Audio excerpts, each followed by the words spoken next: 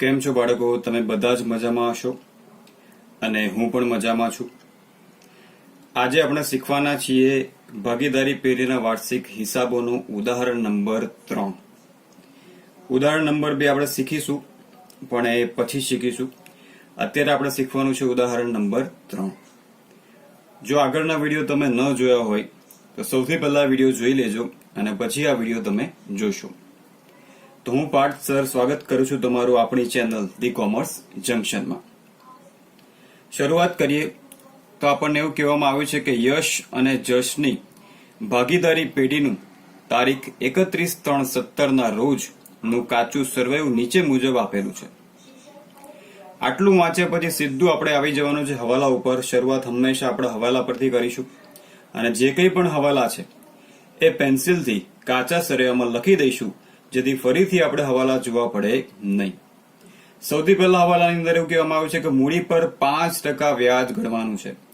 તો એ મૂડી ખાતાની જોડે આપણે લખી દઈએ 5% વ્યાજ, એટલે બંનેની યશ અને જશ બંનેની મૂડી પર 5% વ્યાજ ગણી લઈશું.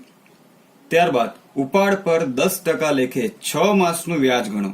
ઉપાડ પર પણ વ્યાજ ગણવાનું છે 10% લેખે, પણ અહીંયા સ્પષ્ટ કહેવામાં આવ્યું છે 6 માસનું વ્યાજ હોવું જોઈએ. તો ઉપાડની જોડે લખી દઈએ આપણે 10% વ્યાજ, પણ કેટલા માસનું બાળકો? 6 માસ, એટલે કે 6 મહિનાનું વ્યાજ આપણે અહીંયા ગણવાનું છે. હવાલા નંબર 2. આખરનો સ્ટોક ₹15,000 નો છે, જેની બજાર કિંમત 12,000 છે. આખર સ્ટોકમાં એક જ નિયમ છે, મૂળ કિંમત અને બજાર કિંમત બંનેમાંથી જે ઓછી કિંમત હોય તે ધ્યાનમાં લેવી. તો 15,000 અને 12,000 ની અંદર 12,000 ઓછી કિંમત છે, તો આપણે અહીંયા ઉધાર બાજુ લખી દઈશું આખર સ્ટોક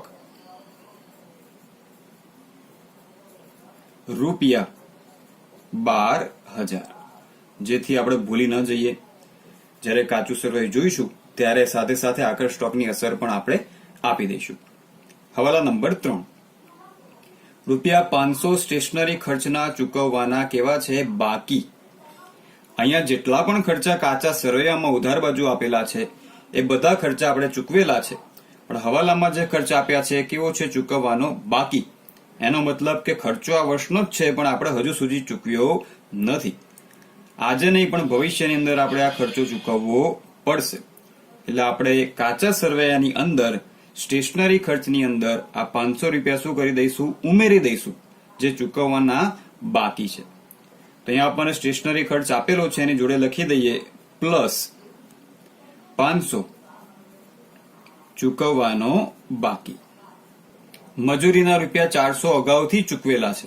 અગાઉથી ચૂકવેલ ખર્ચા આપણે જે તે ખર્ચમાંથી શું કરીશું? બાદ. ચૂકવવાના બાકી હોય તો પ્લસ કરવા અને અગાઉથી ચૂકવેલ હોય તો માઇનસ કરીશું.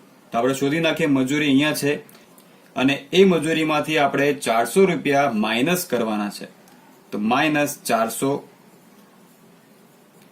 અગાઉથી ચૂકવેલ.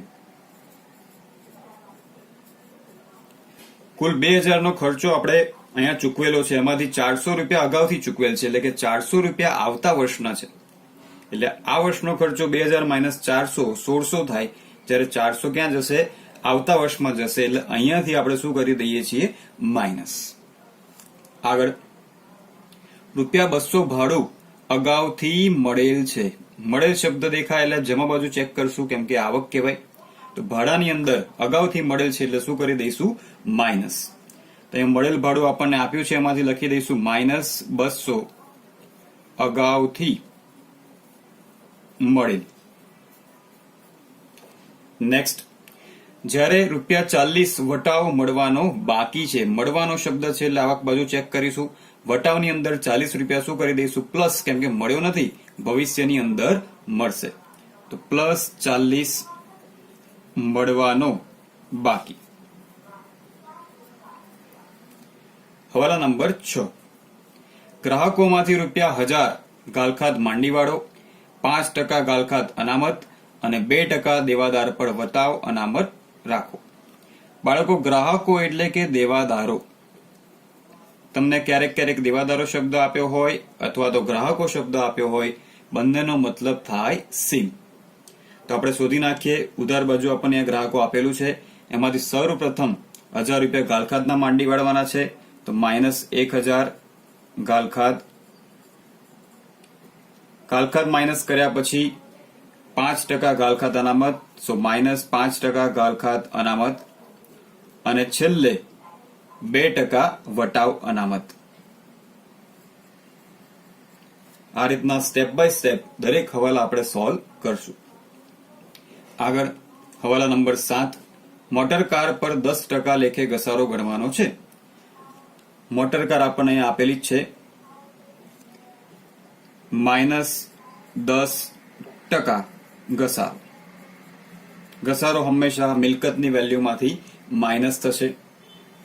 આગળ ₹2000 નો માલ બળી ગયો હતો, જેના વીમા કંપનીએ 80% દાવા પેટે મંજૂર કર્યા છે. આ હવાલો થોડો આઈએમપી છે બાળકો. આ હું તમને દાખલો ગણતી વખતે ડીપમાં સમજાવીશ. ફિલહાલ ₹2000 નો માલ બળી ગયો છે, ધંધામાંથી કોઈ પણ રીતે માલ જાય, આપણે ખરીદીમાંથી શું કરીએ છીએ? માઇનસ. તો સૌથી પહેલા ખરીદીમાંથી માઇનસ કરીએ 2000. આગથી બળી ગયેલ માલ, કુલ ₹2000 નો માલ આગથી બળી ગયો છે. હવે 2000 માંથી 80% આપણને કોણ આપશે? વીમા કંપની. એનો મતલબ કે 80% આપણે વીમા કંપની પાસેથી લેવાના છે. 2000 ના 80% થાય 1600 રૂપિયા. 1600 રૂપિયા આપણે વીમા કંપની પાસેથી લઈશું. હજુ સુધી એ લોકોએ ચૂકવ્યા નથી, ખાલી દાવો મંજૂર કર્યો છે એમ કહેવામાં આવ્યું છે. એટલે ભવિષ્યમાં આપણને વીમા કંપની પૈસા આપશે, એટલે વીમા કંપની આપણી કહેવાય દેવાદાર. તો આપણે અહીંયા લખી દઈએ વીમા કંપની. વીમા કંપની પાસેથી આપણે 1600 રૂપિયા લેવાના થાય છે. આજે ને એને કાલે 1600 રૂપિયા આપણને મળી જશે. 2000 માંથી 1600 રૂપિયા ગયા, 80% તો આપણને વીમા કંપની આપી દેશે, તો બાકી રહ્યા 400. 400 રૂપિયા આપણને કોઈ આપવાનું નથી. 400 રૂપિયાનું નુકસાન આપણે જાતે ભોગવવાનું છે. તો અહીંયા લખી નાખીએ આગથી થયેલ નુકસાન.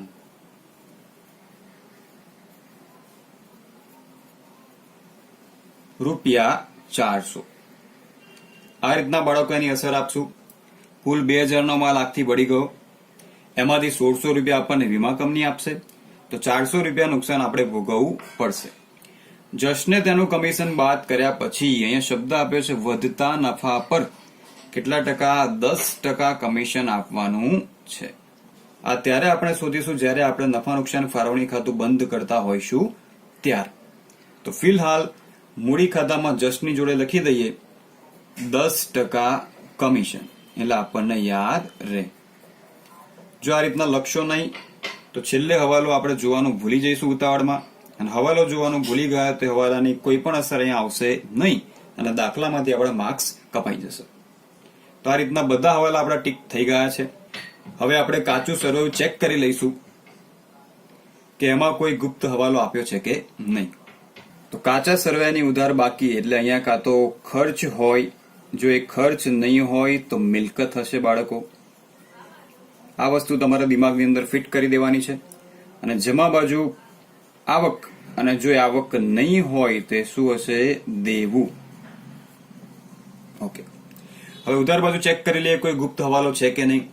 સૌથી પહેલા છે ઉપાડ સ્ટોક. આ શરૂનો સ્ટોક આપે છે 1/4/2016 એટલે કે શરૂઆતનો સ્ટોક. અહીંયા આપણને આપેલો છે 6% રોકાણો. ટકા આપ્યા છે એટલે આ ગુપ્ત હવાલો છે, અને કૌંસમાં તારીખ પણ આપેલી છે. ગુપ્ત હવાલો 6% રોકાણોનો મતલબ શું થાય બાળકો? 1 એપ્રિલે આપણે રોકાણો ખરીદ્યા હશે, અને આ રોકાણો ઉપર આપણને શું મળશે? વ્યાજ મળશે. એપ્રિલ થી માર્ચ એટલે કે 12 મહિનાનું વ્યાજ મળવા પાત્ર છે. 10,000 ના 6% કરીએ તો 600 રૂપિયા વ્યાજ આપણને મળવું જોઈએ. જ્યારે પણ રોકાણો આપ્યા હોય ત્યારે સામે ચેક કરી લઈશું કે આપણને રોકાણો ઉપર વ્યાજ આપેલું છે કે નહીં. તો અહીંયા તમે જોઈ શકો છો કે રોકાણોનું વ્યાજ આપેલું છે. અહીંયા કેટલું વ્યાજ આપેલું છે? 300. અને આપણે ગણ્યું 12 મહિનાનું વ્યાજ કેટલું થાય છે? 600 રૂપિયા.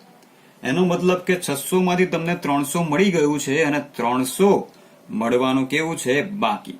તો મળવાનું બાકી એટલે આપણે શું કરવું પડશે? પ્લસ. તો પ્લસ 300 મળવાનું બાકી. 600 માંથી આપણને આ વર્ષમાં 300 મળ્યું છે, પણ હજુ 300 મળ્યું નથી, જે આપણને ભવિષ્યમાં મળશે. આગળ ચેક કરેલી આ સિવાય બીજો કોઈ પણ ગુપ્ત હવાલો અહીંયા દેખાતો નથી.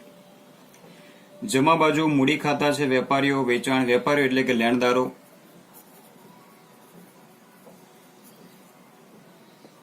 આ બાજુ પણ આપણને કોઈ ગુપ્ત હવાલો દેખાતો નથી. અહીંયા આપણને આપેલું છે ઉપાડથી ગયેલ માલ. ધંધામાંથી કોઈ પણ રીતના માલ જાય આપણે શેમાંથી માઇનસ કરીએ છીએ બાળકો? ખરીદીમાંથી માઇનસ. તો આ ઉપાડથી ગયેલ માલ પણ આપણે ખરીદીમાંથી માઇનસ કરવો પડશે, એટલે કે ખરીદીમાંથી બાદ. આ રીતના તમે કાચું સ્વરે વાંચશો નહીં તો એકાદ એન્ટ્રી કરવાની રહી જશે, પાછળથી ચેકડા પડશે. એના કરતા બેટર છે આપણે 5 મિનિટ વધારે આપીએ પણ દાખલો કમ્પ્લીટ વાંચીને સમજીને પછી જે ગણવાની શરૂઆત કરીએ. તો આ જે ઉપાડથી ગયેલ માલ 740 છે એ આપણે ખરીદીમાંથી શું કરવો પડશે? માઇનસ કરવો પડશે. તો હવે આપણે દાખલાની શરૂઆત કરીએ. એક એક વસ્તુ મેં તમને સમજાવી દીધી છે. હવે એનું પોસ્ટિંગ કરીશું કે કઈ વસ્તુ ક્યાં જશે. આપણો જે નિયમ છે 4+1 એટલે કે 4 ખાતા અને એક પાકું સરવૈયું. સૌથી પહેલા વેપાર ખાતું, ત્યાર પછી નફા નુકસાન ખાતું, ત્યાર પછી નફા નુકસાન ફાળવણી ખાતું, ત્યાર પછી ભાગીદારોના મૂડી ખાતા હોય તો મૂડી ખાતા, ચાલુ ખાતા હોય તો ચાલુ ખાતા, અને છેલ્લે બનાવીશું પાકું સરવૈયું. તો ચલો દાખલાની શરૂઆત કરીએ. સૌથી પહેલા આપણે ઉધાર બાજુથી શરૂઆત કરીશું. તમે જમા બાજુથી પણ શરૂઆત કરી શકો છો, એમાં કોઈ નિયમ નથી. સૌથી પહેલા અહીં આપેલું છે ઉપાડ. ઉપાડ પેઢી માટે ખર્ચો કહેવાય અને આ ઉપાડ હંમેશા મૂડી ખાતાની ઉધાર બાજુ જ લખાય. મૂડી ખાતાની ઉધાર બાજુ લખી દઈશું ઉપાડ ખાતે. અહીંયા બંને ભાગીદાર છે યશ અને જશ. બાળકો તમે ચોપડી સાથે લઈને બેસજો જેથી તમને રકમ ખબર પડે. યશનો ઉપાડ છે 8,000 રૂપિયા અને જશનો ઉપાડ છે 4,000 રૂપિયા. તો પહેલો નિયમ, જેવો તમે ઉપાડ લખો છો એવો તમારે તરત ચેક કરી લેવાનું છે ઉપાડ ઉપર વ્યાજ છે કે નહીં. તો આ દાખલામાં આપણને ઉપાડ ઉપર વ્યાજ આપેલું છે 10% વ્યાજ અને એ પણ 6 માસનું છે. તો ઉપાડની નીચે લખી દઈશું આપણે ઉપાડ પર વ્યાજ. હવે 10% વ્યાજ છે પણ કેટલા માસનું છે? 6 માસનું. એટલે કે 8,000 ના 10% 800 અને 6 માસ એટલે કે અડધા. તો 800 ના અડધા કેટલા થાય બાળકો? 400. તો યશના ઉપરનું વ્યાજ 400. 4,000 ના 10% એટલે 400 અને એના અડધા કેમ કે 6 માસ છે એટલે અહીંયા આવશે 200. દરેક હવાલાની બે અસર આપણને ખબર જ છે. અહીંયા ઉપાડ ઉપર વ્યાજ ઉધાર થયું છે તો નફા નુકસાન ફાળવણી ખાતામાં આ જ ઉપાડ ઉપર વ્યાજ શું થશે? જમા. દરેક ખાતાની ઉપર એક એક લાઈન આપણે છોડી દઈશું નફા અથવા તો ખોટ માટે. તો અહીંયા લખીશું આપણે જમા બાજુ ઉપાડ પર વ્યાજ. યશ અને જશ. યશના 400, જશના 200 અને બારના ખાનામાં જશે ₹600. પહેલી એન્ટ્રી આપણે અહીંયા પૂરી થઈ બાળકો. ઉપાડ ઉપર વ્યાજ પછી આપણને આપ્યું છે અહીંયા સ્ટોક 1/4/2016 એટલે કે શરૂનો સ્ટોક ₹24,000. શરૂનો સ્ટોક હંમેશા જશે વેપાર ખાતાની ઉધાર બાજુ. સૌથી પહેલા લખી દઈશું શરૂનો સ્ટોક ₹24,000. ઓકે. ત્યાર પછી આપણને આપેલું છે ગ્રાહકો. ગ્રાહકો એટલે કે દેવાદારો. અહીંયા બે જ વસ્તુ શક્ય બને, ખર્ચ અથવા તો મિલકત. દેવાદારો પેઢી માટે શું કહેવાય? મિલકત. તો આ જશે ચાલુ મિલકતોની અંદર. દેવાદારોની કિંમત આપણને આપેલી છે 29,000 જે આપણે અંદરના ખાનામાં લખશું. પાકા સરવૈયામાં આવી જઈએ. ચાલુ મિલકતની અંદર દેવાદારો. અહીંયા તમે ગ્રાહકો પણ લખી શકો છો અને દેવાદારો પણ લખી શકો છો. ₹29,000. દેવાદારોમાંથી સૌથી પહેલા આપણે માઇનસ કરીશું ગાલખાત. તો અહીંયા લખીશું માઇનસ ગાલખાત. જગ્યા ઓછી હોવાને કારણે હું અહીંયા શોર્ટમાં લખી રહ્યો છું પણ પરીક્ષાની અંદર કમ્પલસરી તમારે ફૂલ ફોર્મમાં લખવું પડશે. ગાલખાત છે ₹1,000. અહીંયા માઇનસ કરીશું અને બેલેન્સ નીચે લખીશું 29,000 માઇનસ 1,000 એટલે કે 28,000. સૌથી પહેલા દેવાદારોમાંથી બાળકો ગાલખાત માઇનસ થશે. ગાલખાત માઇનસ કર્યા પછી જે બેલેન્સ આવે એના ઉપર ગાલખાત અનામત. એ માઇનસ કર્યા પછી જે બેલેન્સ આવે એની ઉપર વટાવ અનામત ગણીશું. ગાલખાત આપણે માઇનસ કરી દીધી છે. હવે આપણે માઇનસ કરીશું ગાલખાત અનામત. 28,000 ના 5% એટલે કે 1400. 28,000 માંથી 1400 રૂપિયા આપણે માઇનસ કરીશું. અહીંયા વધશે 26,600. હવે આ બેલેન્સ ઉપર આપણે ગણીશું વટાવ અનામત. એ પણ આપણને હવાલામાં આપી હતી 2%. તો 26,600 ના 2% એટલે કે 532. હવે જે અમાઉન્ટ આવશે એ જશે બહારના ખાનામાં. 24,068. હવે ત્રણે ત્રણ વસ્તુ બાળકો આપણને હવાલામાં આપી હતી. એલા ગાલખાત હવાલાની કહેવાય, આ ગાલખાત અનામત હવાલાની કહેવાય, અને આ વટાવ અનામત પણ હવાલાની કહેવાય. આ ત્રણે ત્રણની આપણે બીજી અસર નફા નુકસાન ખાતામાં આપવાની છે. ગાલખાતમાં તો તમને બધાને ખબર જ છે, એક ફોર્મેટ છે ફિક્સ. 2 વખત ગાલખાત લખી દેવાનું છે, 2 વખત ગાલખાત અનામત લખવાનું છે. પહેલા અને છેલ્લામાં કાસ એટલે કે કાચા સરવૈયામાં જે હોય તે, વચ્ચેના બંનેમાં લખશું આપણે હવાલા. પ્લસ પ્લસ અને અહીંયા માઇનસ. બીજું, ઘણી વખત બાળકો તમારી સાથે એવું થશે કે તમે ગાલખાત અને ગાલખાત અનામતની બીજી અસર આપી દેશો, પણ ભૂલથી વટાવ અનામતની અસર આપવાનું ભૂલી જશો. જ્યારે પણ દેવાદારોમાંથી જો તમે વટાવ અનામત માઇનસ કરી હોય તો સૌથી પહેલી અસર આપણે વટાવ અનામતની આપશું. વટાવ અનામત એટલે કે વેચાણ વિતરણ ખર્ચ કહેવાય, તો અહીંયા લખી દઈશું વટાવ અનામત. કૌંસમાં લખીશું હવાલા, કેમ કે આપણને હવાલામાંથી મળી હતી 532. હવે આપણે ગાલખાતના ફોર્મેટમાં કિંમતો મૂકશું. તો ગાલખાત હવાલામાં આપણને આપી છે 1,000 રૂપિયા, અને ગાલખાત અનામત હવાલામાં આપણે હમણાં સુધી 1,400 રૂપિયા. હવાલાની ગાલખાત મળી ગઈ છે. હવે આપણે કાચા સરવૈયામાં હમણાં જ ચેક કરી લઈશું કે કાચા સરવૈયામાં ગાલખાત અને ગાલખાત અનામત આપેલી છે કે નહીં. તો અહીંયા તમે જોઈ શકો છો, કાચા સરવૈયામાં ગાલખાત 400 રૂપિયા આપી છે અને ગાલખાત અનામત સામેની બાજુ 2,000 આપી છે. તો ગાલખાતની સામે 400 લખશું અને ગાલખાત અનામતની સામે લખીશું આપણે 2,000. અહીંયા 400 અને અહીંયા 2,000. હવે 3 નો સરવાળો કરશું અને એમાંથી આ 2,000 આપણે કરવાના છે માઇનસ. 2,800 માઇનસ 2,000 એટલે બહારના ખાનામાં બાળકો જશે 800 રૂપિયા. દેવાદારને લગતી બધી જ વસ્તુઓ અહીંયા આપણે થઈ પૂરી. હવે આગળ વધીએ. દેવાદારો પછી આપણને આપેલું છે ખરીદી. ખરીદી હંમેશા લખાય વેપાર ખાતાની ઉધાર બાજુ. જ્યારે પણ તમે ખરીદી લખો ત્યારે તરત તમારે ચેક કરવાનું છે કે સામેની બાજુ ખરીદ પરત અથવા તો માલ પરત શબ્દ આપેલ છે કે કેમ. જેવું ખરીદી લખીશું એમાં સૌથી પહેલા માઇનસ કરીશું માલ પરત, આને કહેવાય ખરીદ પરત. ખરીદ પરત જમા બાજુ આપેલું હોય અને વેચાણ પરત ઉધાર બાજુ આપેલું હોય. તો સામે ખરીદ પરત આપણને આપેલું છે 2800 અને ખરીદી આપણી છે 1,30,800 વેપાર ખાતાની ઉધાર બાજુ. અંદરની બાજુ લખશું ખરીદી 1,30,800. ખરીદીમાંથી સૌથી પહેલા માઇનસ કરીશું આપણે ખરીદ પરત. તો અહીંયા માઇનસ લખશું ખરીદ પરત, જે આપણને સામેની બાજુ આપેલું હતું 2800 રૂપિયા. બેલેન્સ 1,28,000. હવે ખરીદીમાંથી આપણે કુલ 2 હવાલા માઇનસ કરવાના છે. એક ઉપાડથી ગયેલ માલ અને બીજું આગથી બળી ગયેલ માલ, જે આપણને કાચા સરવૈયામાં આપેલો હતો જમા બાજુ 740. બેલેન્સ વધ્યું 1,27,260. અને હવે માઇનસ કરીશું આપણે આગથી બળી ગયેલ માલ, જે આપણને હવાલામાં આપેલ હતો ₹2,000, એટલે બહારના ખાનામાં જશે 1,25,260. તો અહીંયા ખરીદીની એન્ટ્રી પણ પૂરી થઈ, ખરીદીનો વ્યવહાર પણ પૂરો થયો. ખરીદી સાથે જોડાયેલા બીજા હવાલા આપણે ઓલરેડી અહીંયા નીચે પેન્સિલથી લખી રાખ્યા છે, એટલે એ જ્યારે આવશે ત્યારે આપણે આની બીજી અસર આપી દઈશું. એટલે હમણાં તાત્કાલિક આની બીજી અસર હું આપતો નથી, એટલા જ માટે મેં પેન્સિલથી લખી રાખ્યું, જેથી આપણને યાદ રહે અને જ્યારે વીમા કંપની આવશે અને આગથી થયેલ નુકસાન આવશે ત્યારે આપણે આની બીજી અસર આપશું.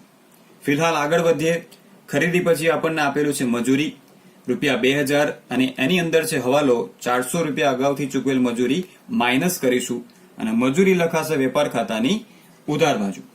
તો અંદરની બાજુ લખશું મજૂરી રૂપિયા 2000 માઇનસ અગાઉથી ચૂકવેલ રૂપિયા 400, આઉટર કોલમ જશે રૂપિયા 1600. હવે દરેક હવાલાની બે અસર આપણને ખબર જ છે.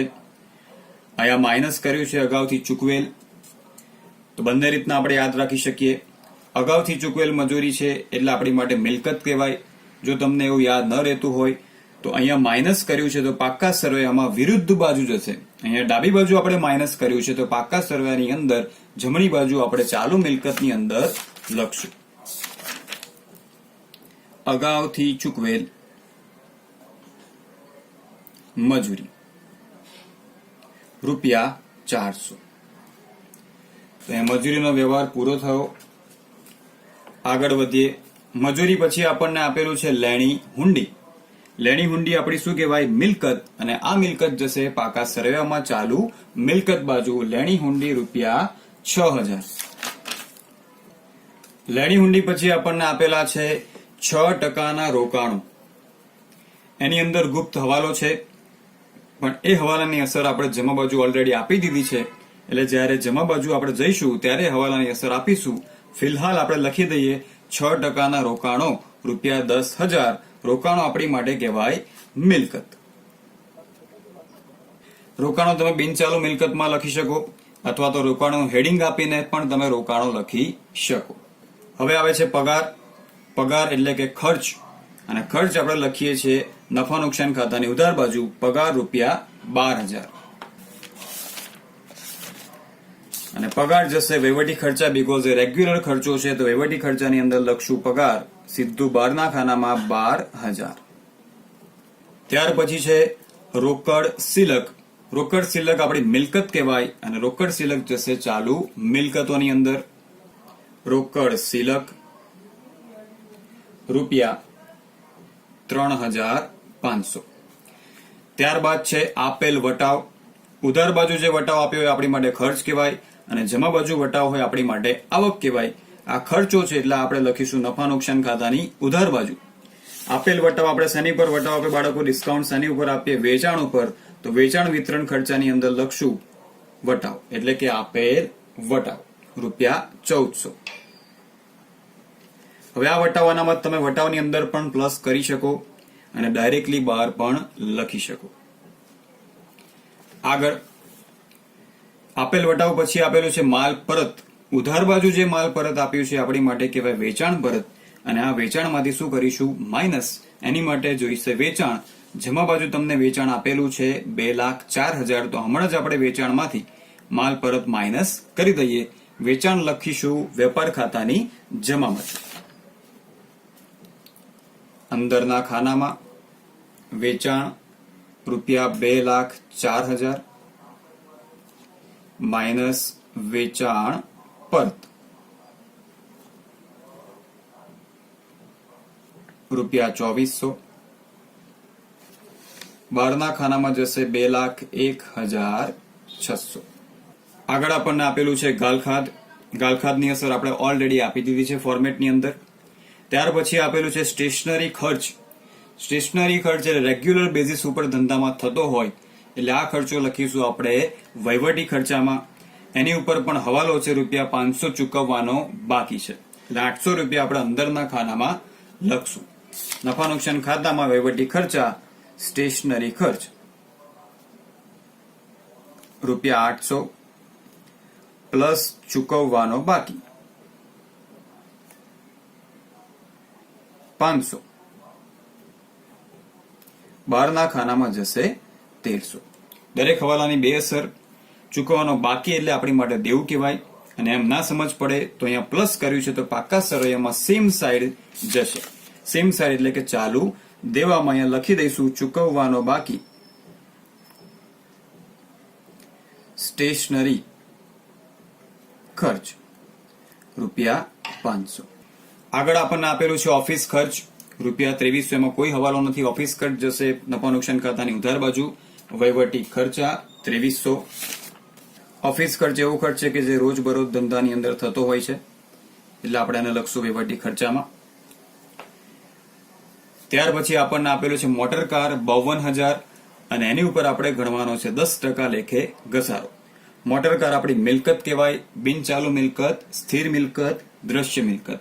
એ જશે પાકા સરવૈયામાં. ઘસારો છે એટલે આપણે અંદરની બાજુ લખશું મોટર કાર 52,000 માઇનસ 10% ઘસારો. 52,000 ના 10% એટલે કે 5,200. બહારના ખાનામાં જશે 46,800. ઘસારાની બીજી અસર, ઘસારો આપણી માટે ખર્ચ કહેવાય. અહીંયા માઇનસ કર્યું છે એટલે નફા નુકસાન ખાતાની વિરુદ્ધ બાજુ જશે, એટલે કે ઉધાર બાજુ. અન્ય ખર્ચામાં લખીશું મોટર કારનો ઘસારો 5,200. મોટર કાર પછી આપણને આપેલું છે મકાન 60,200, જેની અંદર કોઈ હવાલો નથી. મકાન આપણી માટે દ્રશ્ય મિલકત કહેવાય, તો એ લખીશું પાકા સરવૈયામાં 60,200. ત્યાર પછી આપણને આપેલું છે અગાઉથી ચૂકવેલ ઓફિસ ખર્ચ. બાળકો, મેં તમને પહેલા પણ કીધું હતું અને અત્યારે પણ રિપીટ કરીશ કે અગાઉથી ચૂકવેલ અથવા તો ચૂકવવાનો બાકી, આવા બધા ખર્ચા જો આપણને કાચા સરવૈયામાં દેખાય તો સીધા જશે પાકા સરવૈયામાં, અને એ પણ જશે વિરુદ્ધ બાજુ. અને કોન્સેપ્ટ સમજી લઈએ તો અગાઉથી ચૂકવેલ ઓફિસ ખર્ચ આપણી માટે કહેવાય મિલકત, કેમ કે આપણે એને એડવાન્સમાં પેમેન્ટ કર્યો છે, એટલે હમણાં આપણી માટે શું કહેવાશે? મિલકત. અને મિલકત લખીશું આપણે ચાલુ મિલકતમાં. અગાઉથી ચૂકવેલ ઓફિસ ખર્ચ ₹1200.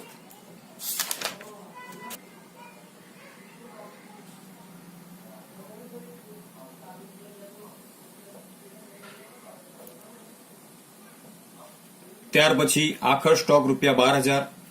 આખર સ્ટોકની બે અસર, વેપાર ખાતાની જમા બાજુ અને બીજી અસર ચાલુ મિલકતની અંદર. આખર સ્ટોક ₹12,000, વેપાર ખાતાની જમા બાજુ આખર સ્ટોક ₹12,000. ત્યાર પછી વીમા કંપની પાસેથી આપણે ₹1,600 લેવાના છે. ભવિષ્યમાં વીમા કંપની આપણને ₹1,600 ચૂકવશે, એટલે આપણી માટે કહેવાય ચાલુ મિલકત. જો ચાલુ મિલકતની અંદર આપણે લખી દઈશું વીમા કંપની ખાતે 1,600.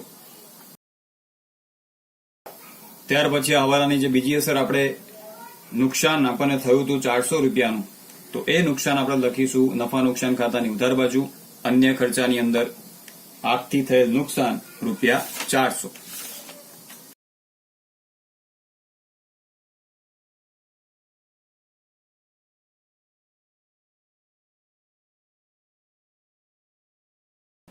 અહીંયા ઉધાર બાજુની બધી જ અસર આપણે આપી દીધી છે.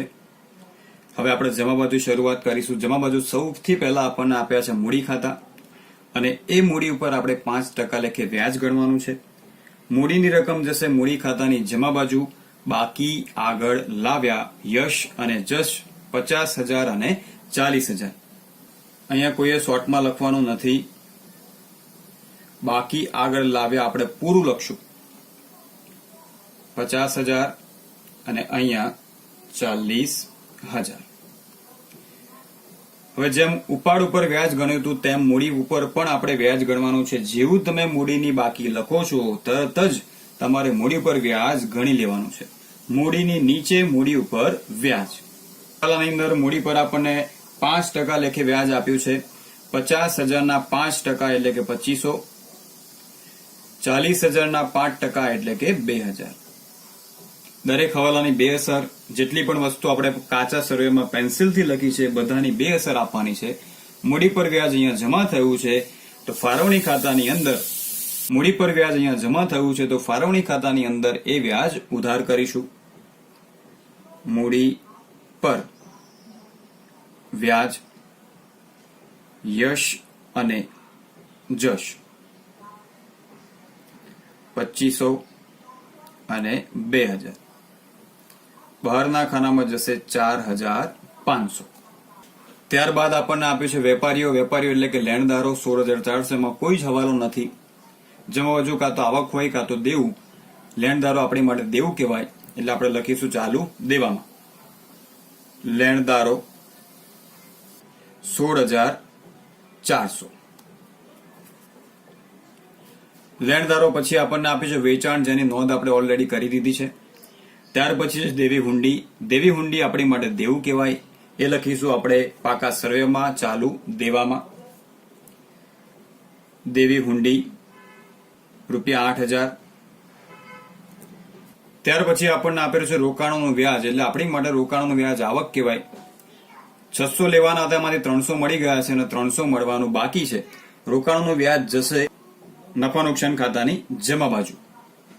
અંદરના ખાનામાં 300 જે મળી ગયું છે પ્લસ મળવાનું બાકી ગુપ્ત હવાલો હતો. બહારના ખાનામાં જશે 600. હવે અહીંયા પ્લસ કર્યું છે તો પાકા સરળમાં મોકલી દઈશું સેમ સાઈડ, એટલે કે મિલકત આજે નહીં ને કાલે એ વ્યાજ આપણને મળશે. મળવાનું બાકી રોકાણોનું વ્યાજ 300. ત્યાર પછી આપણને આપેલું છે બેંક ઓવરડ્રાફ્ટ. બેંક ઓવરડ્રાફ્ટ આપણી માટે દેવું કહેવાય અને એ દેવું લખીશું આપણે ચાલુ દેવામાં. Bank overdraft 24,260.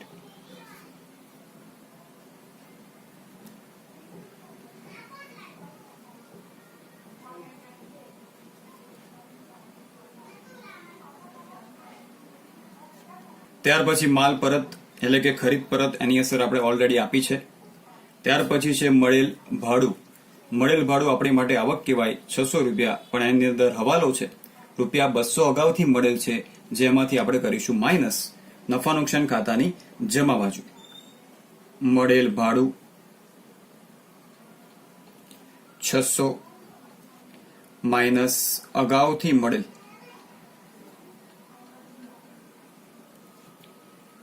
200. બહારના ખાનામાં જશે ₹400. હવાલાની બીજી અસર અગાઉથી મળેલ છે, અહીંયા માઇનસ કર્યું છે તો પાકા સરવૈયામાં જશે વિરુદ્ધ બાજુ, એટલે બીજી અસર આપણે આપીશું ચાલુ દેવામાં. અગાઉથી મળેલ ભાડું ₹200. ત્યાર પછી આપણને આપેલું છે મળેલ વટાવ 400. એની અંદર એક હવાલો છે 40 મળવાનો બાકી છે. મળવાનો બાકી આની અંદર આપણે કરીશું પ્લસ. મળેલ વટાવ આપણી માટે આવક કહેવાય એટલે એને નોંધીશું નફા નુકસાન ખાતાની જમા બાજુ. મળેલ વટાવ અંદરના ખાનામાં 400 પ્લસ મળવાનો બાકી ₹40. બહારના ખાનામાં જશે 440. મળવાનો બાકી છે, ભવિષ્યમાં આપણને મળશે એટલે આપણી માટે કહેવાય મિલકત, અને પ્લસ કર્યું છે એટલે સેમ સાઈડ લખીશું ચાલુ મિલકતોમાં. મળવાનો બાકી વટાવ ₹40. ગાલખાત અનામત, આની અસર આપણે ઓલરેડી આપી દીધી છે ફોર્મેટની અંદર. ઉપાડથી ગયેલ માલ એ આપણે ખરીદીમાંથી માઇનસ કરી દીધો છે. અને છેલ્લો વ્યવહાર છે ચૂકવવાની બાકી મજૂરી ₹500. ચૂકવવાની બાકી મજૂરી આપણી માટે દેવું ગણાય અને દેવું આપણે લખશું ચાલુ દેવામાં. ચૂકવવાની બાકી મજૂરી ₹500. હવે બધા જ વ્યવહારની નોંધ આપણે કરી લીધી છે. એક વ્યવહાર ખાલી નોંધવાનો બાકી છે. જજને આપણે 10% લેખે કમિશન આપવાનું છે. આ કમિશન આપણે હમણાં લખી રાખીએ છીએ અને જ્યારે એને શોધીશું ત્યારે આપણે એની રકમ લખશું. જજને કમિશન આપવાનું છે, પેઢી માટે ખર્ચ કહેવાય, તો નફા નુકસાન ફાળવણી ખાતાની ઉધાર બાજુ લખીશું કમિશન ખાતે. કૌંસમાં લખશું જજ. એ રકમ આપણે શોધવાની છે. જ્યારે બધા ખાતા બંધ કરીશું અને અહીંયા નફો મળશે ત્યારે આપણે રકમ શોધી શકીશું. અહીંયા ઉધાર થયું છે તો જજના ખાનામાં એ જમા થશે, તો અહીંયા પણ લખી રાખીએ કમિશન ખાતે. એની રકમ માત્ર જજના ખાનામાં લખશું. હવે સૌથી પહેલા આપણે વેપાર ખાતું બંધ કરશું. વેપાર ખાતામાં જમા બાજુનો સરવાળો આપણને વધારે મળે છે 2,01,600 વત્તા 12,000 એટલે કે 2,13,600. જ્યાં વધારે સરવાળો હોય તે બંને બાજુ પહેલા લખી દેવો. હવે આ રકમમાંથી બધી રકમ આપણે માઇનસ કરશું એટલે આપણને મળી જશે કાચો નફો. અહીંયા કાચો નફો આપણને મળે છે 62,740. આ નફો આપણે ટ્રાન્સફર કરીશું નફા નુકસાન ખાતે, તો અહીંયા સામે લખી દઈશું નફા નુકસાન ખાતે, અને બાળકો કૌંસમાં લખીશું કાચો નફો. કોઈએ પણ અહીંયા ડાયરેક્ટલી કાચો નફો શબ્દ લખવાનો નથી. આપણે જે ખાતામાં ટ્રાન્સફર કરવાનો છે એ ખાતાનું નામ અહીંયા લખવું પડશે, જે ફરજિયાત છે, અને કૌંસમાં લખીશું કાચો નફો. હવે આ કાચો નફો નફા નુકસાન ખાતાની અંદર ટ્રાન્સફર થશે. અહીંયા ઉધાર બાજુ તો નફા નુકસાન ખાતાની અંદર જમા બાજુ એની રકમ લખશું. ક્યાંથી લાવ્યા બાળકો? તો વેપાર ખાતેથી. તો અહીંયા લખીશું વેપાર ખાતે અને કૌંસમાં કાચો નફો. આ રીતના સિસ્ટમેટિક તમારે લખવાનો છે, જેથી તમારો એક પણ માર્ક્સ બોર્ડની પરીક્ષાની અંદર કપાય નહીં. 62,740. હવે આપણે નફા નુકસાન ખાતું બંધ કરશું. નફા નુકસાન ખાતામાં જમા બાજુનો સરવાળો વધારે આવે છે, 64,180. વધારે જે રકમ આવે બંને બાજુ લખી દઈશું 64,180. હવે આ રકમમાંથી બધી રકમ માઇનસ કરશું. જે અહીંયા આપણને ડિફરન્સ મળે છે 40,248. અહીંયાથી નફો આપણે ટ્રાન્સફર કરવાનો છે નફા નુકસાન ફાળવણી ખાતે, તો અહીંયા લખી દઈશું નફા નુકસાન ફાળવણી ખાતે, અને કૌંસમાં લખીશું ચોખ્ખો નફો. આ નફો જશે ફાળવણી ખાતાની જમા બાજુ. 40,248. ક્યાંથી લાવ્યા? તો નફા નુકસાન ખાતેથી. કેવો નફો છે? ચોખ્ખો નફો.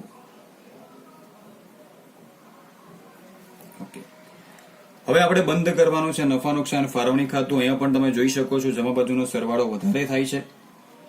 40,248 વત્તા 600 એટલે કે 40,848. હવે કમિશનની અસર આપણે અહીંયા આપવાની છે. આપણને હવાલામાં એવું કહેવામાં આવ્યું હતું કે જજને તેનું કમિશન બાદ કર્યા પછી વધતા નફાના 10% લેખે કમિશન આપવાનું છે. બહુ મહત્વનો હવાલો છે, ઇમ્પોર્ટન્ટ હવાલો છે બાળકો. તો પહેલા આપણે નફો શોધી નાખીએ. 40,848 માંથી 4,500 માઇનસ કરીએ તો આપણને મળે છે 36,348.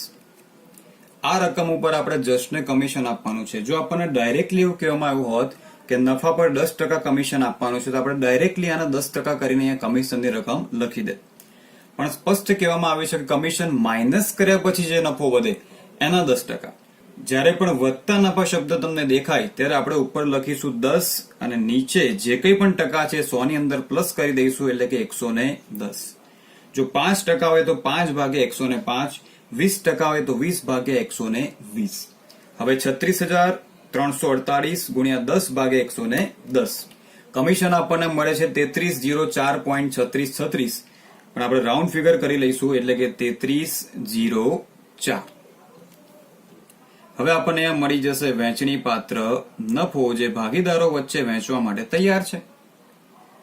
હવે આ રકમમાંથી બંને રકમ માઇનસ કરી દો, અથવા આમાંથી આ રકમ માઇનસ કરી દો, તો અહીંયા આપણને ડિફરન્સ મળે છે 33,044. લખશું ભાગીદારોના મૂડી ખાતે.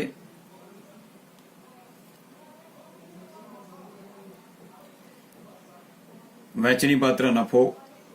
આ દાખલાની અંદર આપણને નફા નુકસાન વહેંચણીનું પ્રમાણ આપેલું નથી. પ્રમાણ જ્યારે ન આપ્યું હોય ત્યારે સરખા પ્રમાણે નફાની વહેંચણી કરીશું. 33,044 ના સરખા ભાગે વહેંચી દઈએ એટલે કે ભાગ્યા 2, 16,522, અને અહીંયા પણ 16,522. હવે કમિશનની બીજી અસર આપી દઈએ અને આ નફાની પણ બીજી અસર આપી દઈએ. અહીંયા ઉધાર થયું છે તો અહીંયા થશે જમા. જસના ખાનામાં 33,004. ભાગીદારોના મૂડી ખાતે આ વહેંચણી પાત્ર નફો પણ વહેંચશું. ક્યાંથી લાવ્યા? નફા નુકસાન ફાળવણી ખાતેથી. ખાતે કૌંસમાં લખીશું વહેંચણી પાત્ર